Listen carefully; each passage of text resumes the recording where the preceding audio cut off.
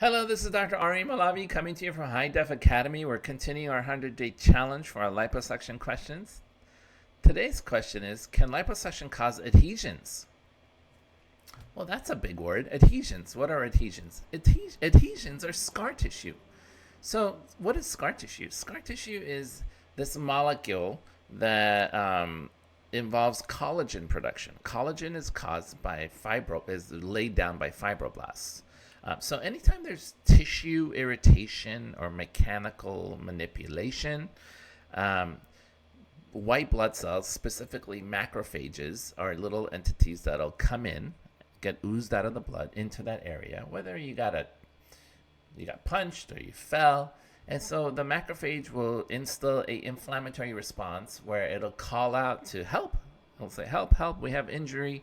Please bring the white blood cells, bring the antibodies. We have a invasion or we have an injury. We need to heal.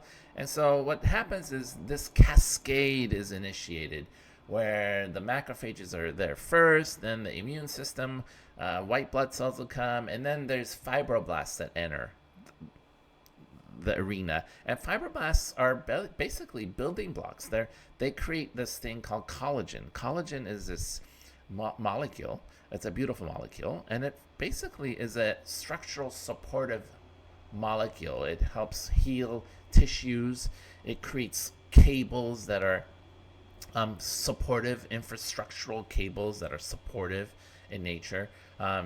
Now, if you have a cut in your skin, the fibroblasts will help bridge the gap by laying down these collagenous molecules, and that'll help bring the cut together. It'll heal. It's basically a healing tool. Now, what happens is if it's overdone, that's when you get into problem. That's when you get into this issue of adhesions, which are scar tissue or scar formation.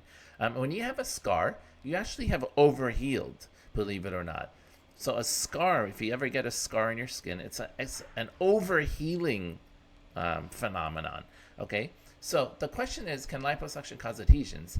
Yes, it can, because the mechanical trauma created by liposuctioning, where you're thrusting the cannulas into those soft tissues to remove the fat, will actually cause irritation, and it can cause scar tissue formation. Not on the skin, but underneath the skin, okay?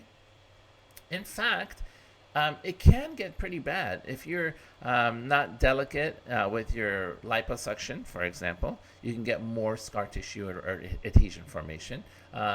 So we have this concept, we call it the hyperinflammatory fibrosis. We see this often at approximately 2 weeks, and it can last up to 2 months. And it's basically talking about these adhesions that are formed in the subcutaneous tissues underneath the skin that result in this fibrous tissue, or i.e. adhesions. Typically, the good news I have for you is these adhesions will improve with time.